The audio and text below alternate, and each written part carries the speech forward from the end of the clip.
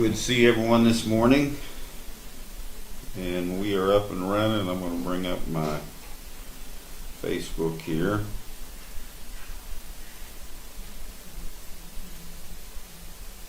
So I can kind of keep track of people coming on.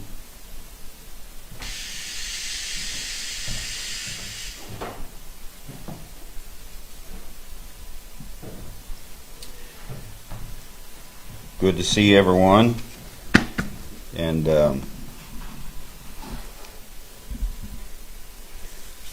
love bless you. This guy right here, I can't get it to change. We'll work on that afterwards. I just know Okay. I don't know why it didn't change, but it didn't. I can't stand sitting that low. I feel like I'm peeking over the top of the table. Yeah, it's good for eating You on. made it. Good for eating on because you can just shovel it in sitting there. How you doing, young man? Good to see You're you. not the only one. Yeah, so I'm doing the same thing this morning. Wearing me a hat. I think I'm wearing mine for a different reason though. I was doing some things last night, and I spilled some hydrogen peroxide in my hair, and so you know that orange look. So I shaved it so it wouldn't do that. So I don't have an orange look, but I do have a shaved head. Yeah, it'll come back in a week or so. So everybody, I'll give you your good laugh for the day.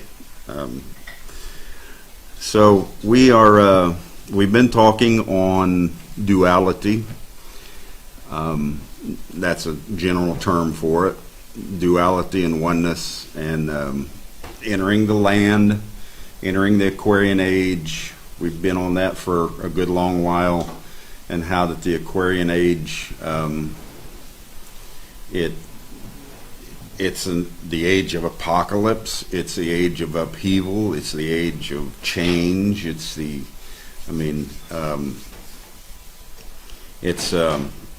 all of those things and a whole lot more. And we see that. You see all the things that are happening and around the world and here in the United States, and so we are constantly looking at that, and we kind of want to stay on it. So this morning I took a thought, or I titled it, or gave it a caption, and it's a face-to-face encounter. And I said a couple of things on Facebook and on Parler and different places about what's going on with the United States and with the rest of the world, because as the United States goes, the entire world is affected by it. And I said, it appears that our political Gemini connection is finished for now. And our Gemini connection, you know that in the age of Aquarius, which is Reuben and Benjamin, Reuben protects Benjamin, brings him in, and Benjamin gives Reuben the strength that he needs. And Reuben is Aquarius, and Benjamin is Gemini. So politically, Trump and Mike Pence were both Geminis. And then there's a ton of Geminis across the world in a lot of these political leaderships. So it appears that our political Gemini connection is finished for now. I don't know for how long. Might just be a few weeks. It might be 4 years. But it appears that way. In Genesis, after the Reuben, Benjamin, Aquarian, Gemini connection, there were a lot of changes as Joseph revealed himself. Jacob crossed the veil. The family moved into a new land, Goshen, to live and grow into a nation within a nation. And if the political change is made here and now, we are certainly much further along than I anticipated. If we're moving past that need in the Aquarian age for that strength, then that can only mean that the Aquarian age has strengthened itself and doesn't have that need anymore. So we have gone much further than I anticipated, if that's what it is. The strength of us is greater now, more so than I thought it was, if that's the issue. I'm amazed at the understanding and growth of us. We are a great nation within a nation, just like Israel was, and we are moving forward. Whatever comes, there will be many more changes. Don't think, well, don't get real happy and dance in the streets yet, because there's going to be many more changes in religion, in politics, in spirituality, in science. And the Aquarian age, those that are moving with the Aquarian age are going to move with those changes.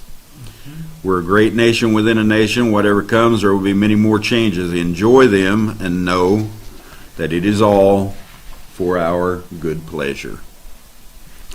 So, 2,150 years yes, for this age. I mean, that's right. That's a lot of changes coming.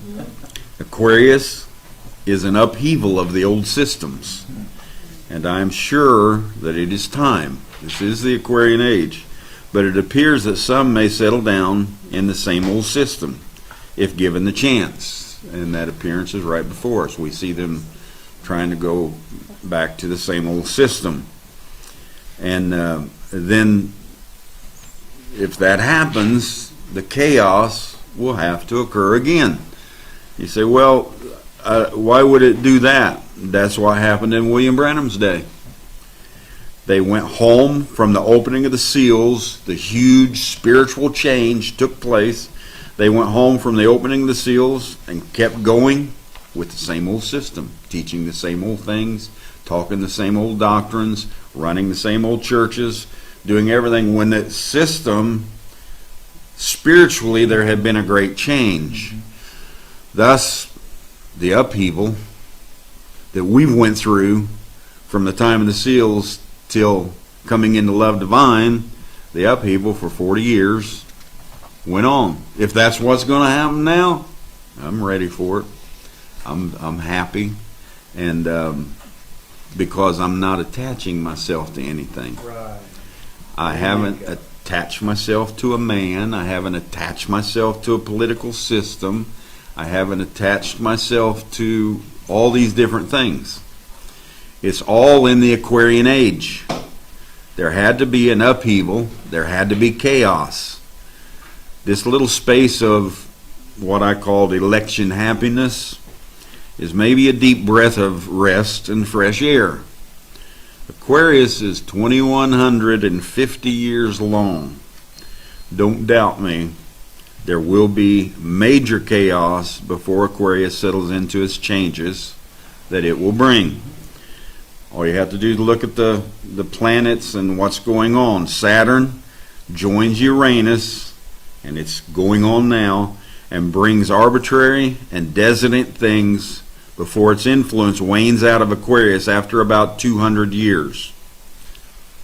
So Saturn has actually more influence than Uranus for a while.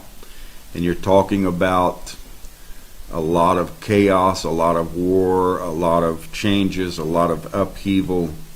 So, like the song said, we've only just begun. And it doesn't matter to me the route that people take. I know our vibration. I know our push. I know who we are. I know the way and the flow of the Spirit. So they can, we can kind of do the graph, kind of up and down and up and down, and fall into things and out of things and into things and out of things. Mm-hmm. But overall, the graph is going to change. Right. It's going to change. So that's where we're at, and just if it continues on this path for a little while, it could change the whole world. It could change the economics. It could change the political systems. It could change Israel. It could change a lot of things. It would certainly be a different path than I was looking at. But I've told you a million times, I can change just like that. I am attuned to change with the flow of the Holy Spirit, with the flow of what's in me. Now, me personally, there could be a lot of things happen between now and February. And let's just keep our eyes open and Keep your watch. individual peace in place. That's Don't right. look at the collective chaos, because no matter how chaotic it gets, your peace within yourself is in your control, not the rest of the world's control. Just focus on being at peace within yourself, and everything else will be all That's right. And stay detached. Yes. Because what comes up may fall off the pedestal within a day, within a week, within a month, or whatever. So, and that's with everything. I'm not just talking about political. That's with everything. So, because this is Aquarius. TIA. TIA. This is Aquarius. Yep. I know in the Philippines they would tell me TIP. You know, we get into all kinds of things and they'd say TIP. This is Philippines. So this is Aquarius. Now I want to read some scripture because we're going to talk for a little while on face-to-face encounters. And I wanted to read this scripture from Paul's writings, Corinthians 13. For we know in part, and we prophesy in part. But when that which is perfect is come, then that which is in part shall be done away. When I was a child, I spake as a child, I understood as a child, I thought as a child, but when I became a man, I put away childish things. For now, Paul's talking about in his day, we see through a glass darkly, but then face to face. Now I know in part, but then shall I know even also as I am known. So what's Paul saying here? He's revealing to us that as we move through the processes, we will appear in many different forms. You know, it's processes, and we'll appear in a lot of different forms and in a lot of ways, in many different ways, in order to gain the emotion and the experience that we wanted here to have the good pleasures that we want. We will know in part, that's what he said, and we will become perfect. We will be a child, and we will be a matured adult. We will view things in shadows and in darkness and in the unknown, and we will view one another face to face. And we will know one another as Christ, as we are known. So he goes through many things that we will appear and disappear and reappear and disappear and reappear as, because all of this is just an appearing. I talked about it, I think last week, and we've already created the things we wanted to create, and it's very good. And now everything that's going on is appearings in the creation to gain our good pleasure and enjoyment and experience and all these things. So I want to talk about that. We come to a time to where it's a face-to-face encounter. Revelations 4 and 6. John is talking. He said, and before the throne there was a sea of glass. Now Paul talks about now we look through a glass darkly. Now being 2,000 years ago. They were looking through a glass darkly. And then we come face to face, which is where we're at now. And before the throne there was a sea of glass. So here we have the glass again. Like unto crystal. You know what crystal is. You can see through it. Sea of glass, transparent. You can see through it.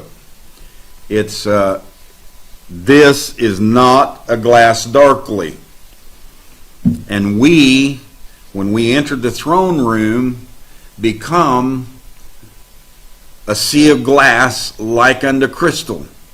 And in the midst of the throne and round about the throne were 4 beasts full of eyes before and behind. So we begin to see everything. Sea of glass, everything's totally crystal to us. We can see through everything. We can see into politics, we can see into religion, we can see into all of those different things and understand it. Good morning. Good to see you guys. Brother Darrell, good to see you. So, we see these things going on. Revelations 4 and 6 tells us we are a sea of glass, which is transparent glass, like crystal. You can see through it. We can see all things, in other words. Nothing is hidden to our eye. It's an age of apocalypse. It's an age of Aquarius. Nothing is hidden. So, then he goes on about this sea of glass, and he says in Revelations 15 and 2, and I saw, as it were, a sea of glass. So here we are again. We come 11 chapters later, and John brings up this sea of glass again.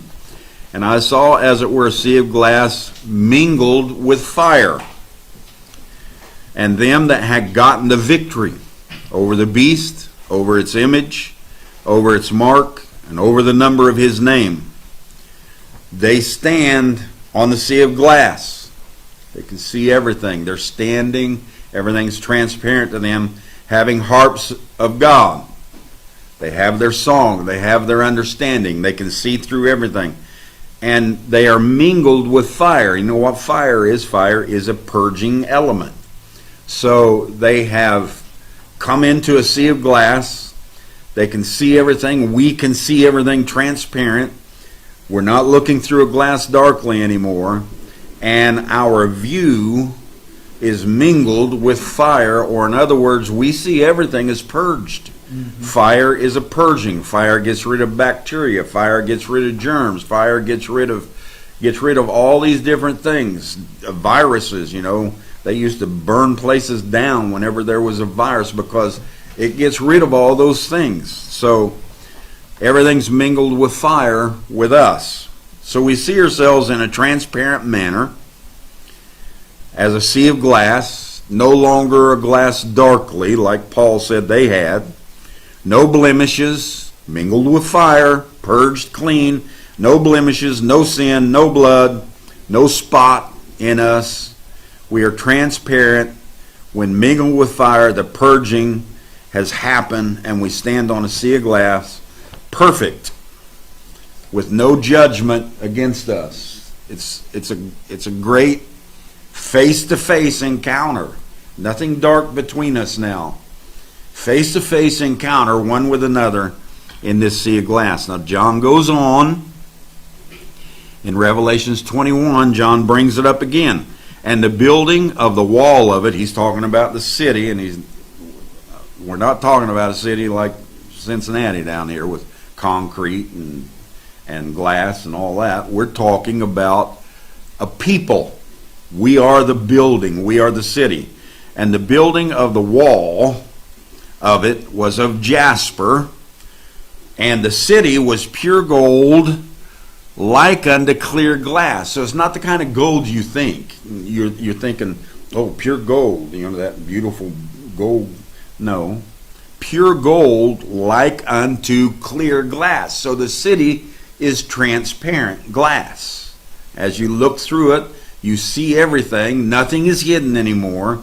Everything is exposed. Everything is brought up. And John goes on to say, and the 12 gates were 12 pearls. Every several gate was of one pearl, and the street of the city was pure gold, listen again, as it were transparent glass.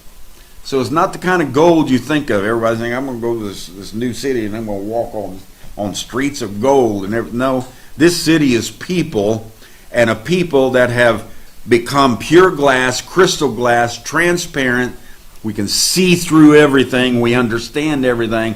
We see the apocalypse going on. We see the mingling of fire. We see everything that's happening all around us.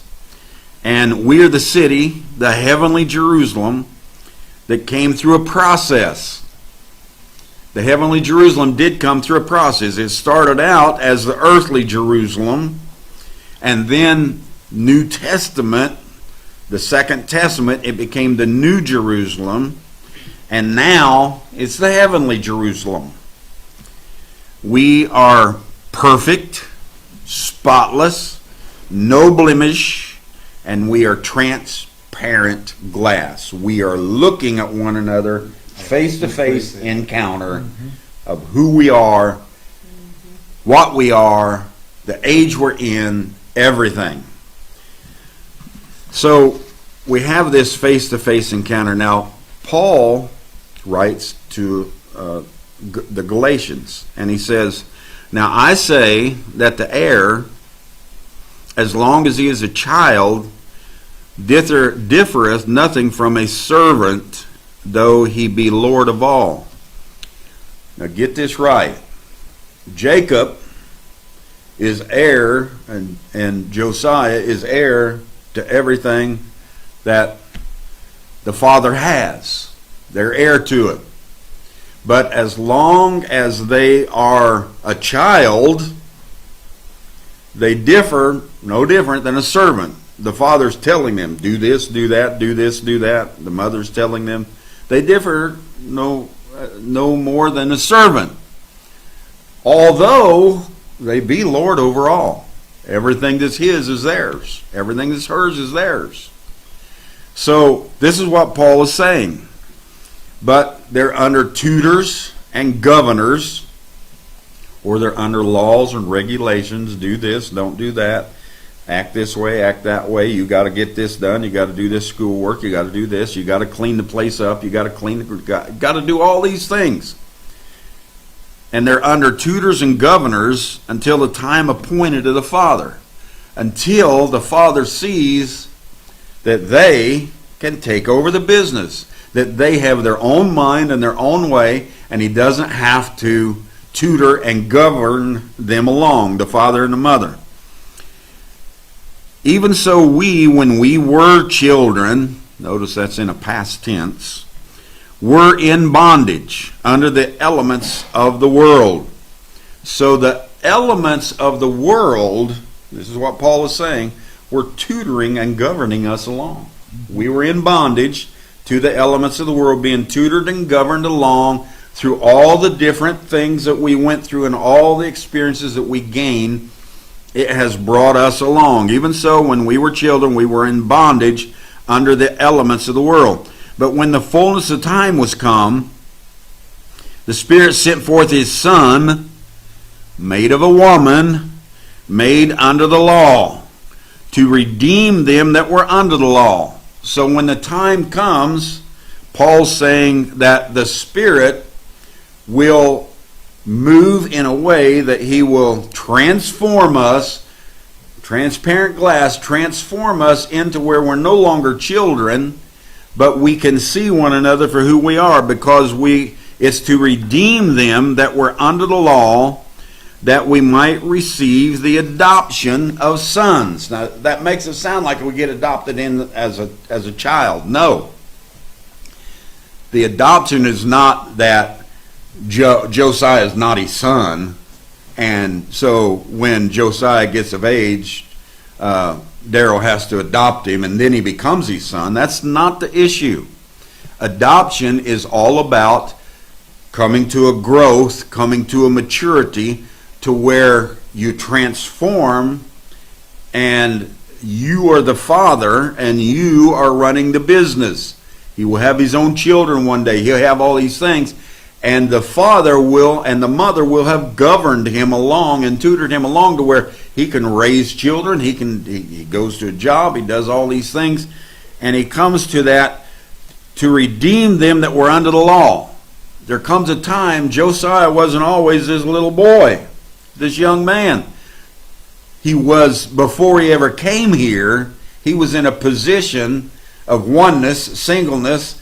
He was a theophany, and he gets redeemed from being under that law to become an adult and stand there as a man, as a human, and a theophany, and together those things work for him, that we might receive the adoption of sons. Not adoption like we think, an adoption from childhood into manhood. That's the adoption. This is, and to show you why. And because ye are sons, you get adopted because you're already a son. You don't have to be tried and tested and watched. Is he going to get eternal life or not? Is he my son or not? You don't. That's not it. Right. Adoption is, he is my son. He is all these things. And as I watch his mind mature, it's going to come to a point, it's not me adopting him and say, okay, now Joe, you're adopted. No, Joe just transforms himself into manhood.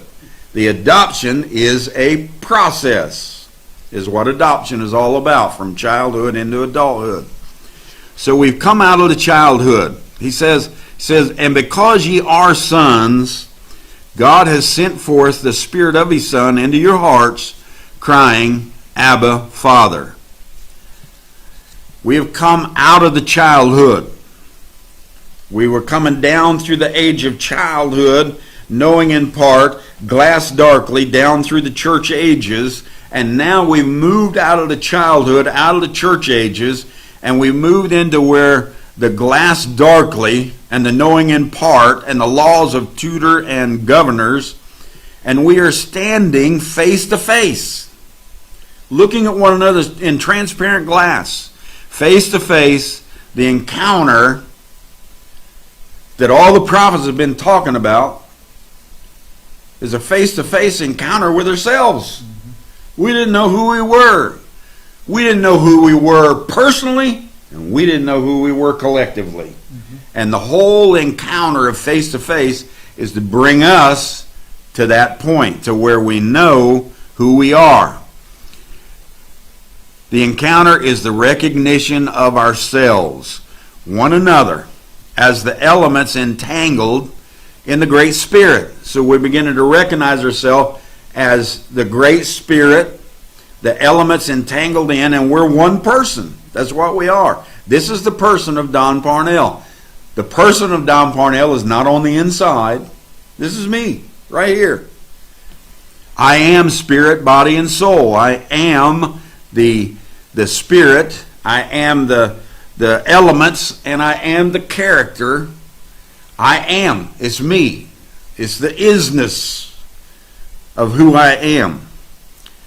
So we see this. Now, we're standing face to face. The encounter is the recognition of ourselves, one another as the elements entangled in the Great Spirit. We are now walking in a natural land of enjoyment. We weren't in a natural land before. Now we're walking in a natural land of enjoyment. No matter the terrain of the land, no matter how high mountains get and how low valleys get, no matter the weather, the storms and everything else, no matter all these things, talking spiritually and naturally, no matter the consciousness, how much you are conscious of what's going on or how little you're conscious of what's going on. That's not what it's about. We are recognizing ourselves. This is the age in Aquarius. The apocalypse is here, and everything is exposed and made known. There is not a higher self. I said mountains and valleys don't matter. All these things don't matter. Highs and lows, ups and downs, moods, none of it matters. Whether you live across the tracks and you grew up in a shack with an outside toilet, or whether you lived in a mansion and grew up and never knew what it was to have to work for anything. None of that matters. That's just a level of consciousness, and consciousness is not what we are talking about. We are talking about moving through all of these things and recognizing ourselves. This is not a higher self and a lower self.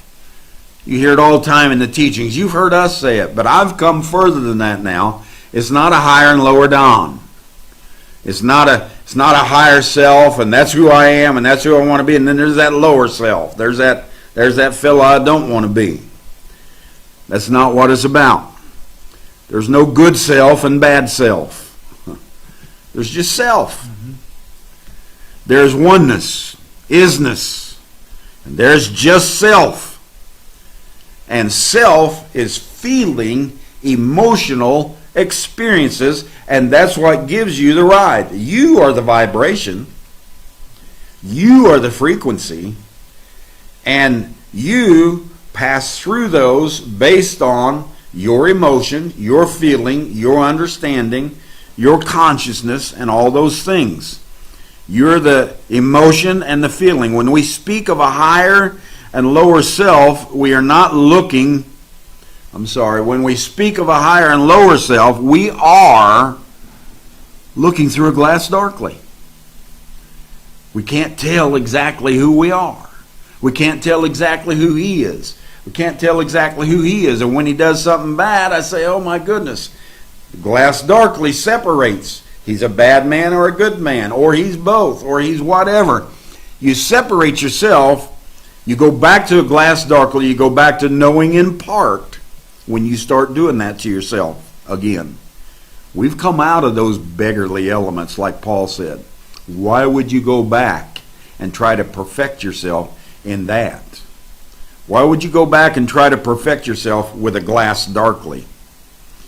It's a measurement of childhood qualities when you do that.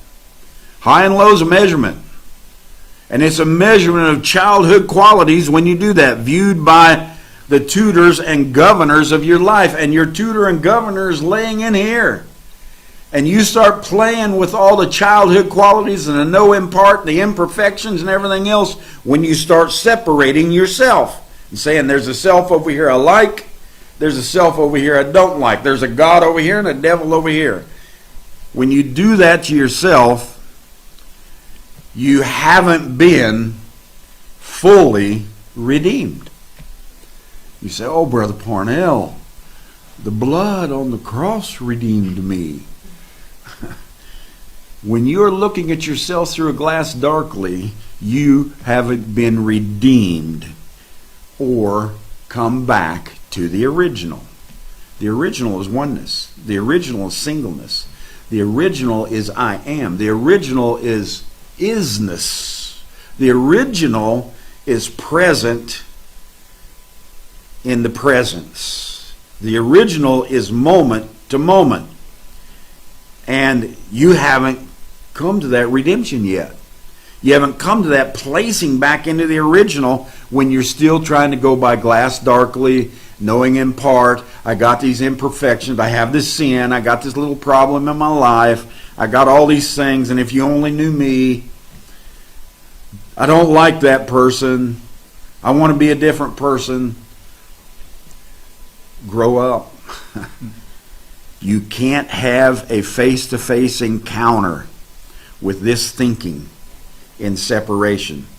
You're still wearing a facade. You're putting up a mask. They like to wear masks today.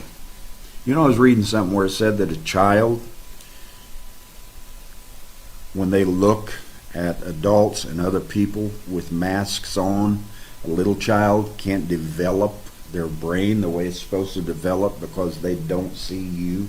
They don't see all of you. They don't see all of your features. And it develops in their brain that they don't see a full human being. It's a lot of things that we're doing that are affecting us.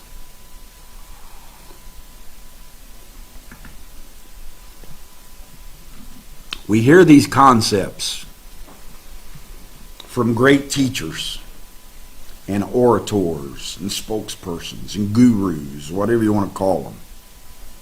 New Age movement. I could keep naming them off. These concepts that come from Abraham Hicks and Donald Walsh and Eckhart Tolle. And they're all good men. And they've brought humanity so much further than where it was. But they still hang on to that duality process. And they tell you, you need to become a higher consciousness. I've told you that. You need to become a higher consciousness. You know what you're saying to yourself? You're saying to yourself, I'm not myself yet. I'm not who I'm supposed to be. And you're separating and you're making me, and then you're making a different me. That's what goes on in people's minds. We hear these concepts of great teachers, orators, spokespersons, gurus, continually talking in a manner of separation, of all those different ways. What I am saying is there's no, absolutely no, and they talk about it all the time, your other self. There is no other self. I don't care how low a vibration you get into. I don't care how high a vibration, because you're the one creating your vibration. I don't care how high a vibration you're getting into. I don't care about the frequencies you flow in and all those things. I don't care where you go with it and say, well, I'm this person and this person, this other person of me, I'm trying to get rid of him or I'm trying to relinquish him. You're never going to get rid of him if you're thinking like that. You are the person. There's not two persons. You're the person. What I'm saying is there's no other self. There's only self. There's not another one. And there's not one that's down low and there's not one that's up high. You are self. In your consciousness, in your highs, in your lows, in your frequencies, in your vibrations. It's you. Everything else is just processes that you are going through. Feelings and emotions and experiences. Use the processes. There's only one self. Don't try to separate yourself as a person. Use the processes of the tree of good living or the tree of the knowledge. Use the processes, but know that you are not the processes. You are the tree of life. And then the tree of knowledge is all the processes you're putting yourself through to feel the emotion and to become one with your creation. And so use the processes of the tree of good and living, but know that you are the tree of life, and there is a difference. They are wrapped up, they are really one tree. I'm not trying to make two. They are one tree, but the difference is one is a process that you're working yourself through, and the other is the life that's going through the process. The tree of good living, or the tree of knowledge of good and evil, is a tree of processes and experiences in time. Time is the tree of knowledge. And you go through processes and experiences, while the tree of life is you. You. It's not a process. The tree of life is you in time. Or the tree of life is you in processes. You are the life and the light of humanity. You are the tree of life.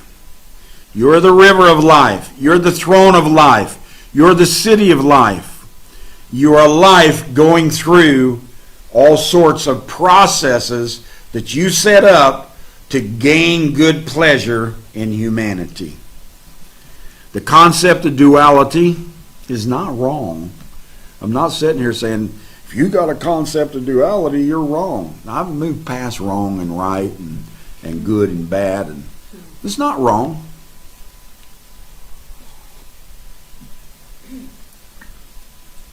The process of duality has helped many people.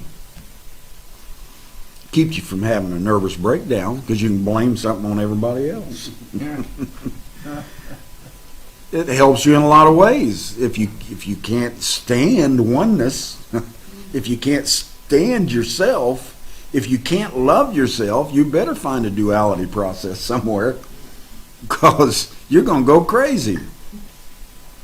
But the tree of good living is a tree of processes, experiences in time, while the tree of life is you. You are the life and the light of men. You say, oh, no, Brother Paul. I said Jesus was the life and light of men. Yeah, just go on back there and live 2,000 years ago if you want to. But today, I am the life and the light of men. And you can say the same thing. So we are the life and the light of humanity. The concept of duality is not wrong. Many have bettered themselves by viewing their life through an ego or an egoic of processes. We get in there and we start forming competitions and how good am I and how bad am I and how high a conscience do I have and how low everybody else is and how and on and on and on, and with this egoic attribute within us, we take the processes and exacerbate them and try to use them in a manner that it's not wrong, but you're certainly going to go through a whole lot more issues and problems going that path of duality. However, as Paul said, we have a more excellent way. Cain's sacrifice was not wrong. Oh, we've been preached to that it was wrong. But Paul told us in the 11th chapter of Hebrews, he said that Abel, by faith, had a more excellent sacrifice than Cain. You know what that says to me? Cain had an excellent sacrifice. But Abel had a more excellent sacrifice. So there are ways you can go. And Jesus come and brought the sacrifice of fruits right in. He come up to his age and he brought Cain's sacrifice right in. He said, by their fruits you shall know them. Well, that's what Cain brought. Mm-hmm. Cain brought his fruits. And at the time, Abel's sacrifice was accepted because it was more excellent. It was more in line with the flow of what was happening in that day. It was more in line with the revelation of that day. But Jesus comes, and just to make sure that we don't get off on this right and wrong track, Jesus says, by their fruits you shall know them. Well, Cain brought his fruits in, and Jesus says that the fruits are accepted. He said, I am the vine and ye are the branches. And he goes through all kinds of different things showing that fruits and all these different things are accepted of the Lord. But there is a more excellent way. The concept of duality is not wrong. We have a more excellent way, though. And the more excellent way than this duality process that so many continue in, the more excellent way is oneness, isness. It is what it is. Some people, they hate a guy for saying that, but that's what it is. It is what it is. And we understand who we are. It's singleness of heart. It's singleness of vision.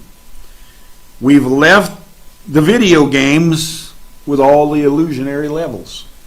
You know how Mario and all of them, you go through this level and you get through this again and you go to the next level and you go to the next level. And we build ourselves to have a duality mind. And to have a mind that has levels and hierarchies and everything else. And then we have to undo all that whenever we start waking up. So we've left those illusionary levels. Those are in games. Those are not in reality. To continue in that thinking gives you a separate sense of yourself. You see a person that's not you. And you see a person that is you. You say, I have a person inside me. And then there's this other person that I don't like very well. No. Inside and outside is you. Inside and outside is all the person, self. To continue in that thinking gives you a separate sense of yourself. When you do that, you are counting the veil as a second person. That's why we get so mixed up. We count this veil as a second person. And then there's this inside guy in there that I don't see, and that's Daniel. But this second person, that's a veil, that's a mask, that's not Daniel. Well, I'm sorry to tell you this, but there ain't two people here, and there's not two persons here, and what you're looking at is Don Parnell. And we tried to separate them through the ages. We looked through glasses darkly, and we knew in part. But we've come to the truth now. We've come to the understanding now. Everything got real transparent now. So it's oneness, it's singleness, and to continue that thinking gives you a separate sense of yourself.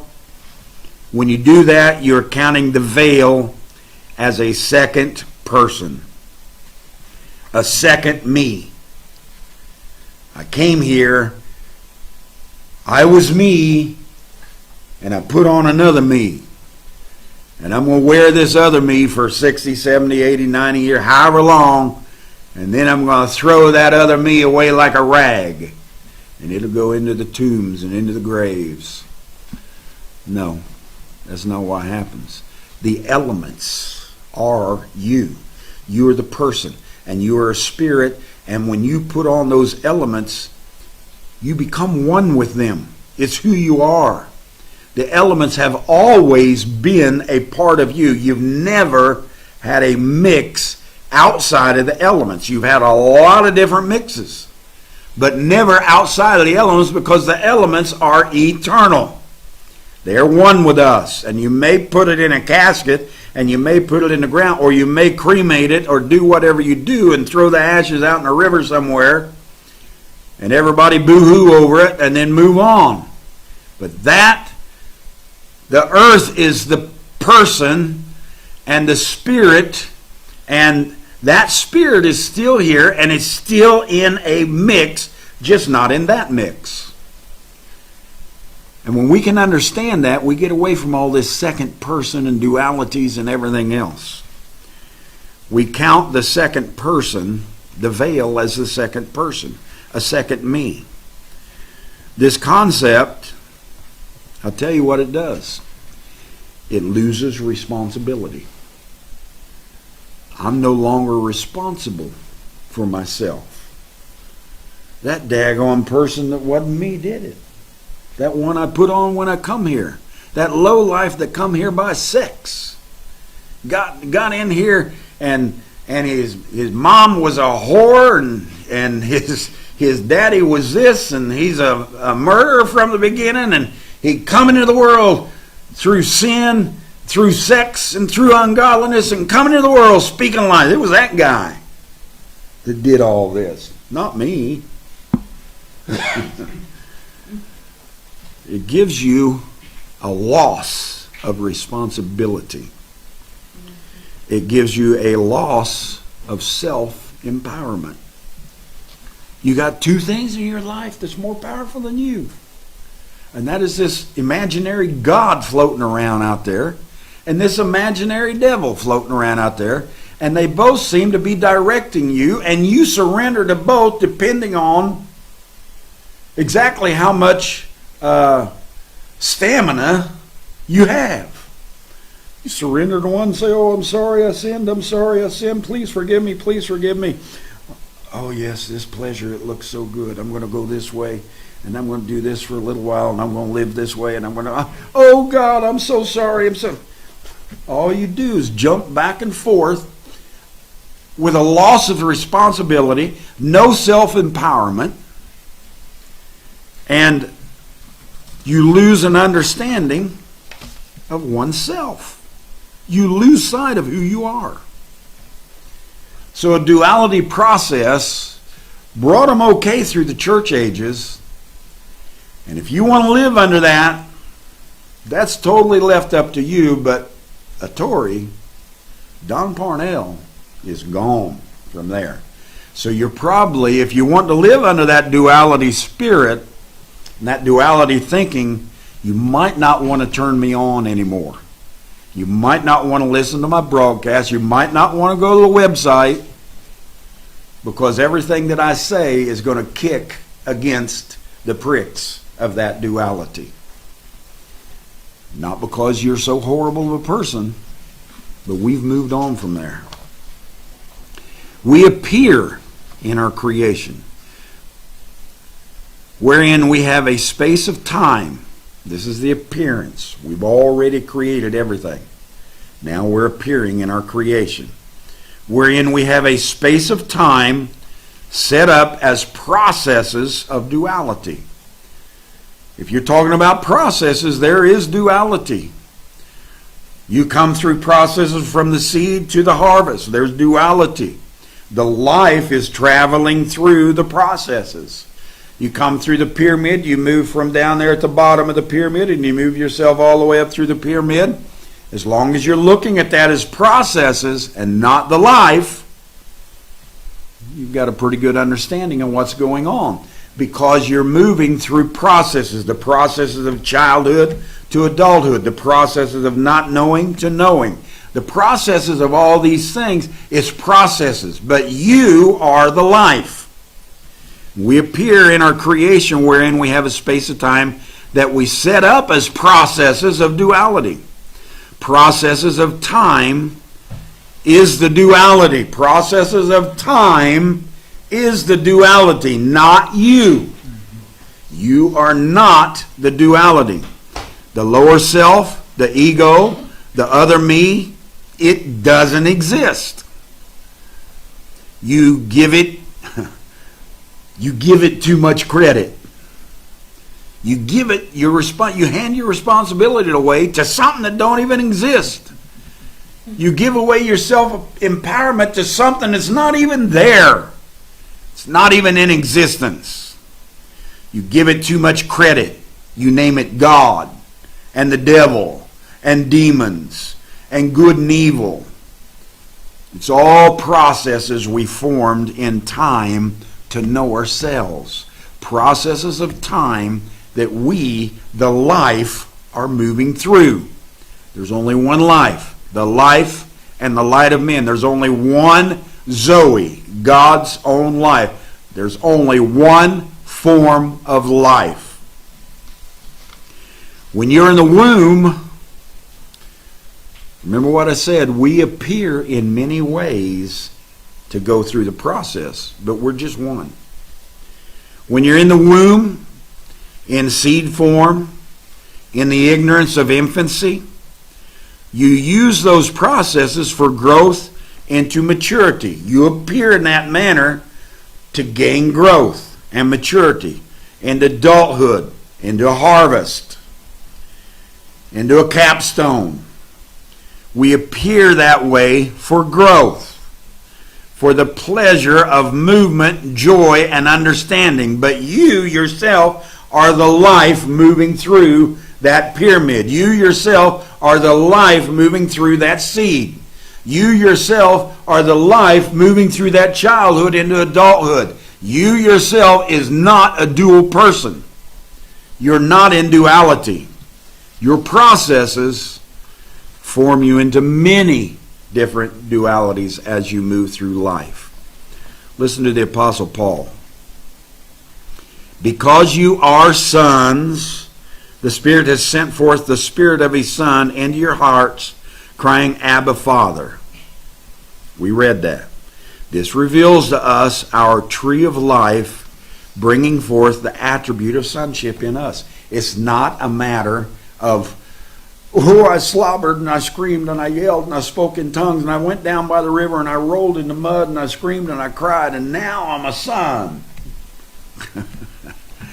That's not what it's about.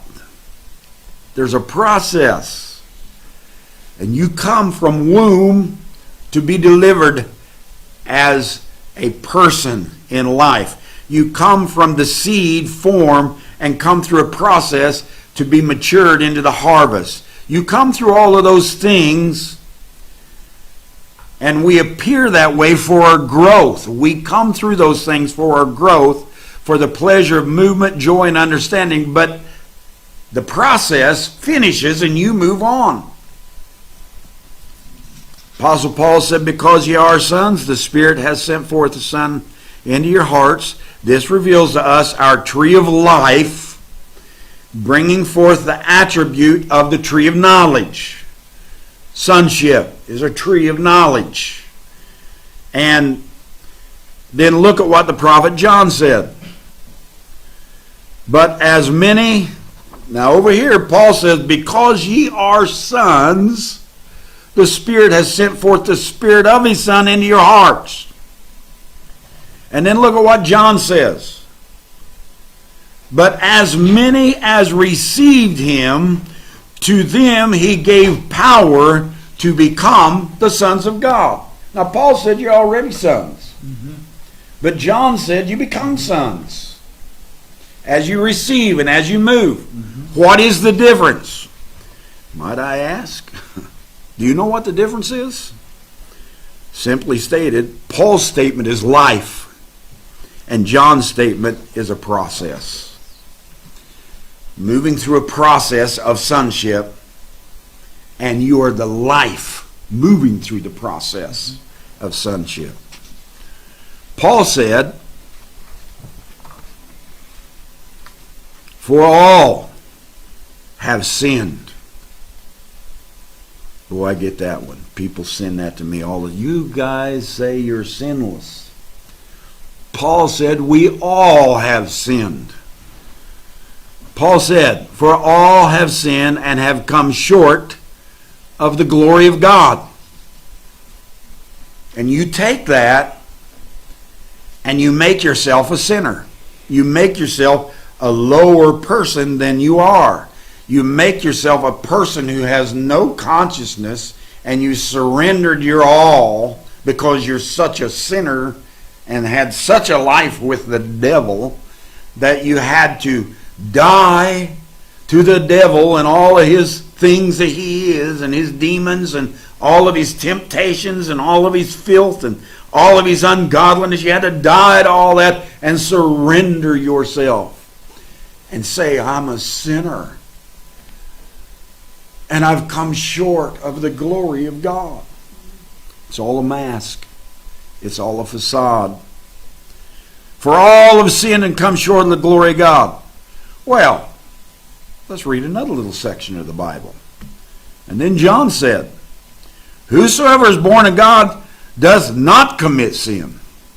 For his seed remains in him, and he cannot sin because he's born of God. You came from the Spirit, and you came here, and the seed that you were remained in you, and you have never sinned. You cannot sin.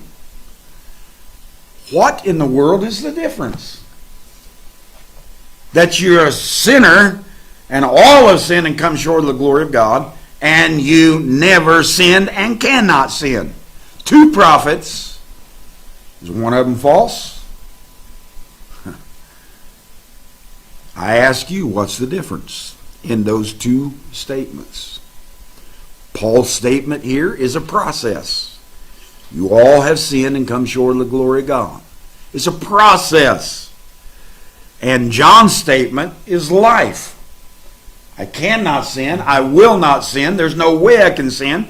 The seed remaineth in me, that perfect seed from the beginning, and it'll carry me through a process, and I will be the same perfect person in the end. And the process vanishes and goes away, and I never sinned. It was just a process that I moved through to feel, touch, taste, and see, and have the emotion and experiences of the process. The tree of knowledge is a process of good living. That's what it is. The tree of knowledge is a process of good living. And the tree of life is you. We are encountering now, like never before, the tree of life. The dark processes, looking darkly, not knowing, all these things have cleared up. And we are transparent glass. Crystal glass. Perfectly looking through everything. Mingled with fire. We come through the judgments and we see everything as clean and pure and holy. The tree of knowledge is a process. The tree of life is you. The more your pyramid thinking, up and down the pyramid. I made it this far this time. Daggone it, I failed. I got to go back and you start over and you work your way. Oh, I failed at this one. Now I made it to the sixth one. God, I'm good now. And down to the bottom you go. The more your pyramid thinking, the Piscean vertical thinking dissolves, the more you move into the presence of the present. You move into isness. You realize it's who you are. Whatever happens, it's who you are. Now, you may want to move your life further in the process, but it's you. You did it. You walked through it. You acted that way. You talked that way. You are responsible. Self-empower and move yourself further through the process. Come to isness. Come to the presence of the present. Come to singleness. Come to the self-sufficient one. We can't be that in these human bodies. Well, just keep thinking that way. And you never will be.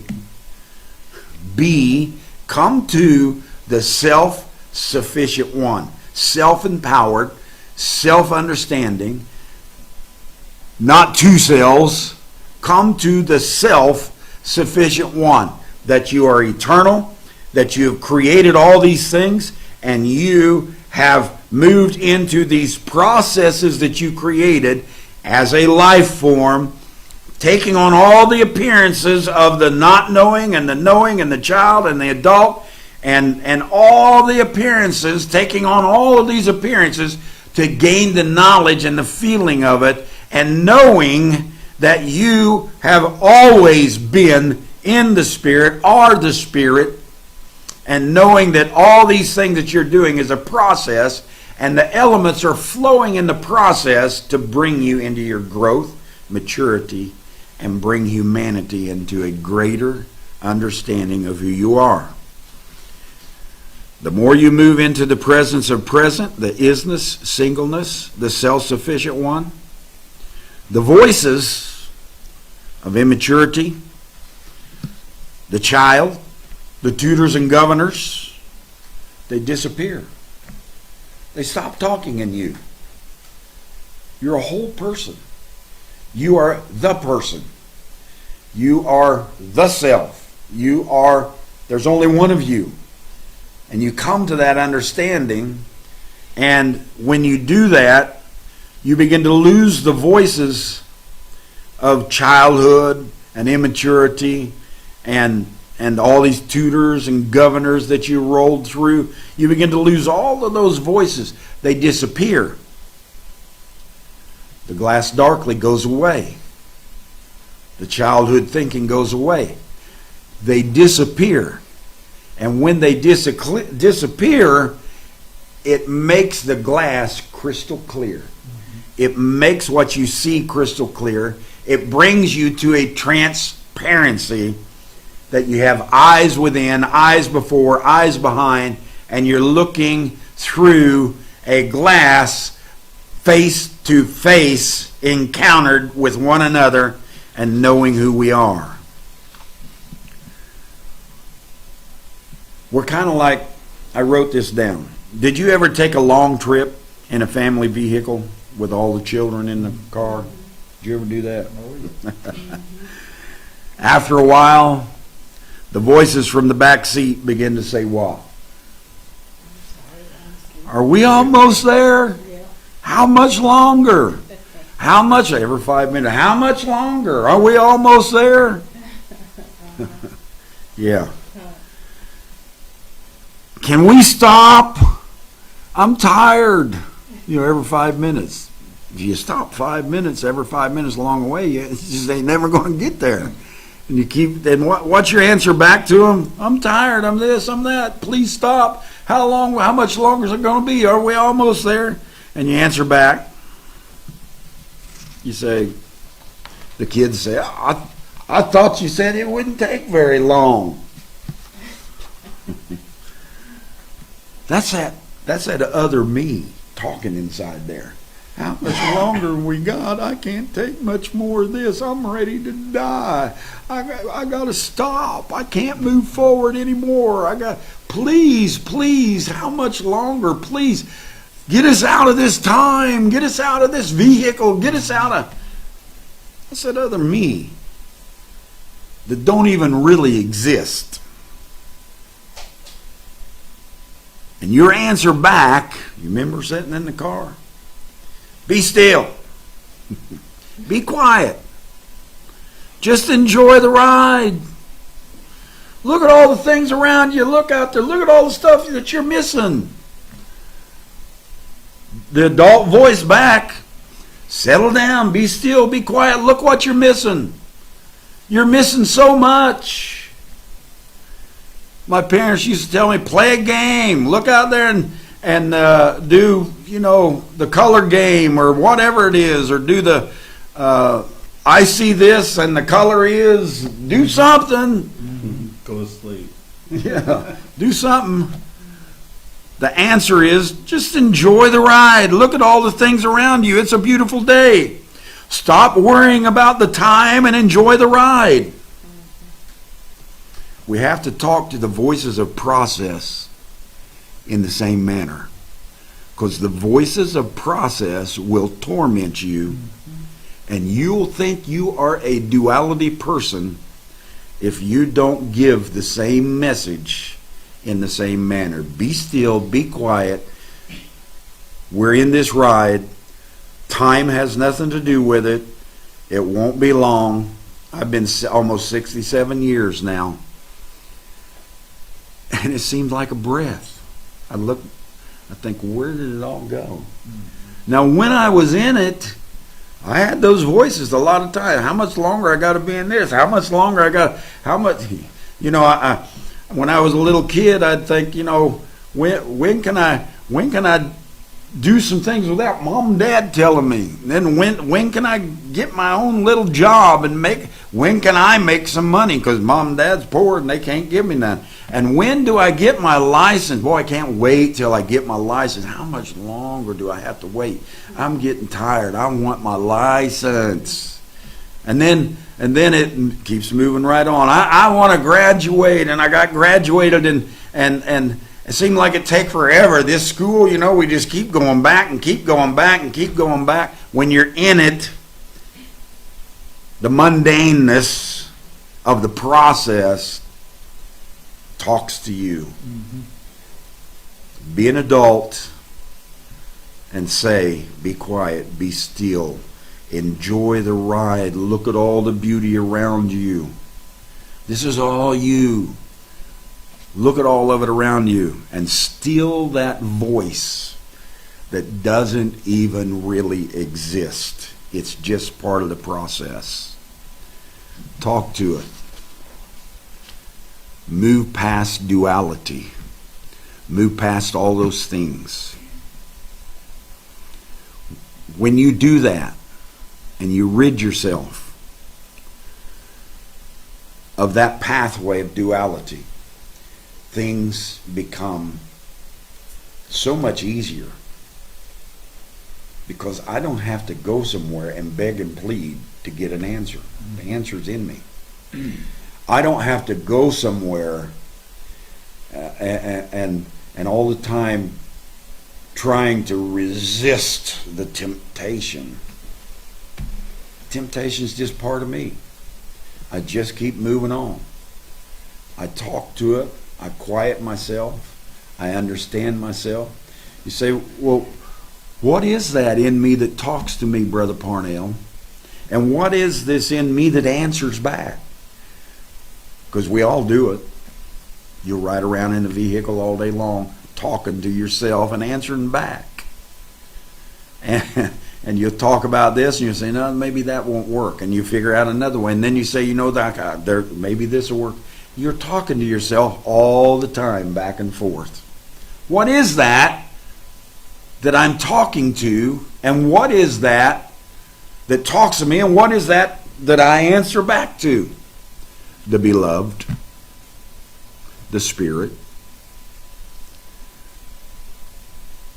It's me talking to me.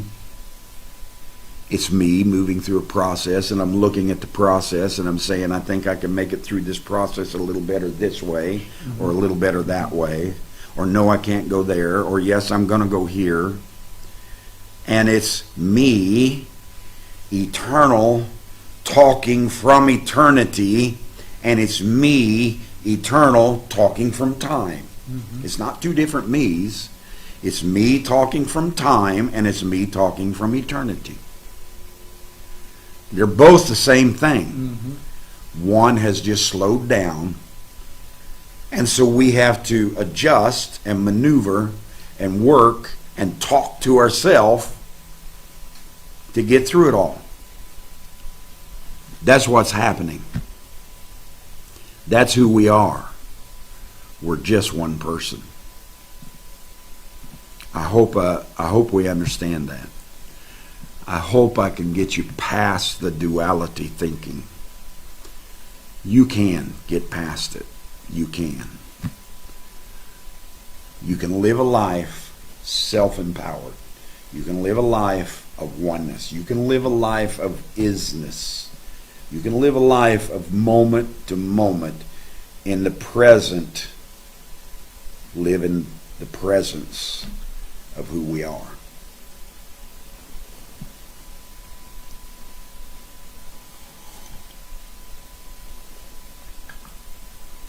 Face-to-face encounter. It's going on now. If you look at something or anything any other way than a face-to-face encounter, transparent, sea of crystal, if you look at it any other way, if you look at it as an enemy, if you look at it as a other me, if you look at it as a different self, if you look at it as she's not collectively a part of me, you're going to throw yourself into duality. And going through this life, it's going to be much harder. It's not going to be as enjoyable. When you look at it as processes, tree of knowledge, processes, tree of life, you. The life coming through those processes. And the tree of knowledge that you set up is you. And the processes are you. But it is temporary things that you set up for you to appear in. As a little child, as a human resource manager, as a construction worker, as a well worker, as a water worker, as a truant officer, whatever you are, as a painter, you set up these processes to appear in to get your experience. It's you. The process is as much you as the isness is you. What I'm saying is, when that seed is planted into the ground, everything is already in that seed that's going to come forth. And the two blades were a form of the seed. And the stalk were a form of the seed. And the tassel, a form of the seed. And the husk, a form of the seed. And the harvest, back to seed again. All of it was me, but some of the process perishes. Where do you get this from, Brother Parnell? Go read Works as Faith Expressed, William Branham. Listen to people on the internet.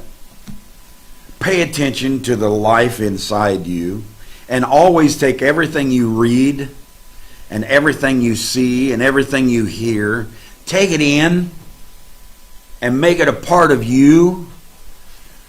And there's parts of you that you will set aside, and there's parts of you that you will develop and mature in. Some perishes and some moves on, but it's all you. William Branham said in Works as Faith Expressed, there is a part of me that must perish.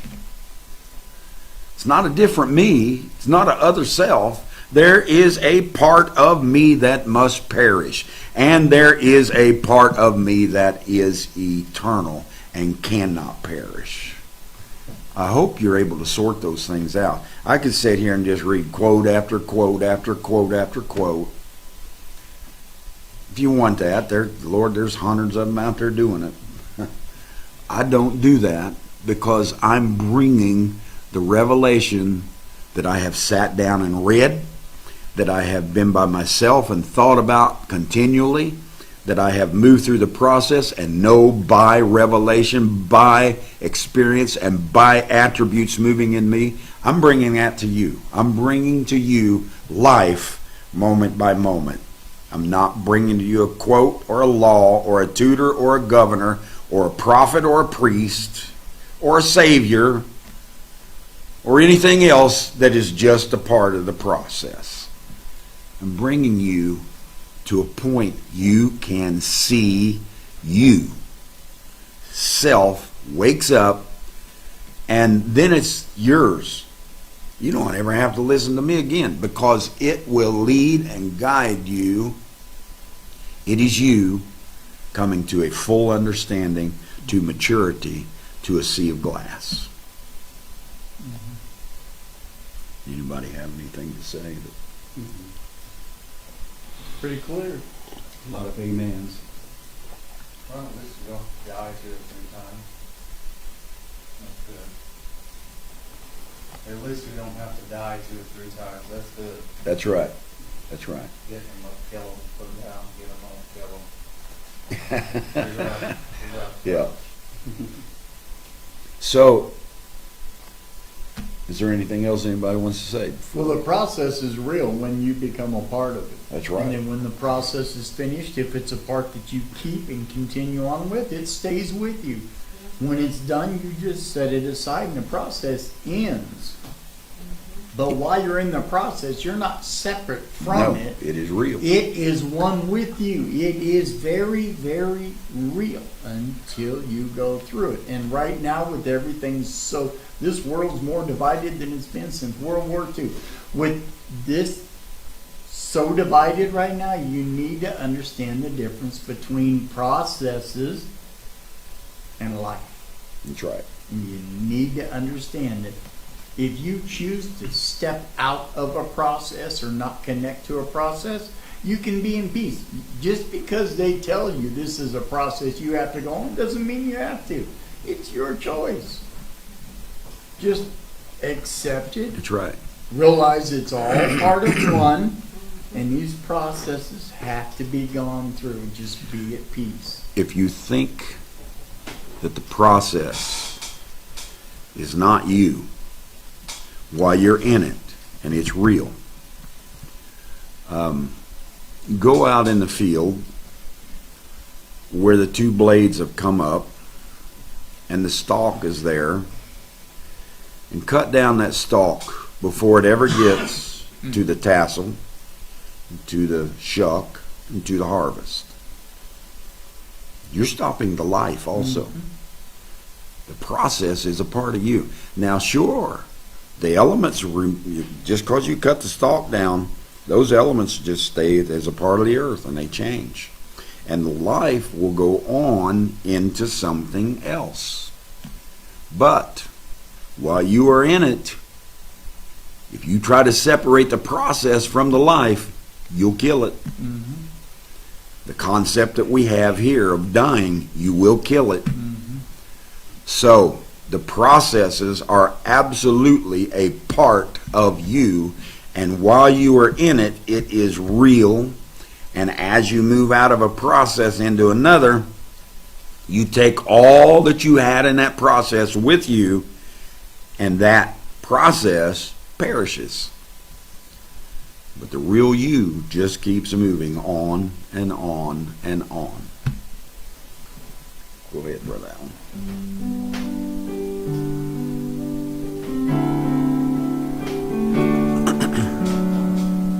From the moment I saw you, from the moment I looked into your life, there was something about you I knew. You were once in a lifetime, a treasure near impossible to find, and I know how blessed I am to have you in my life. I've seen rainbows that can take your breath away, the beauty of the setting sun that ends a perfect day. When it comes to shooting stars, I have seen a few, but I never seen anyone beautiful as I've seen rainbows that can take your breath away, the beauty of the setting sun that ends a perfect day. When it comes to shooting stars, I have seen a few, but I never seen anything As beautiful as you. For I never seen anything as beautiful as you.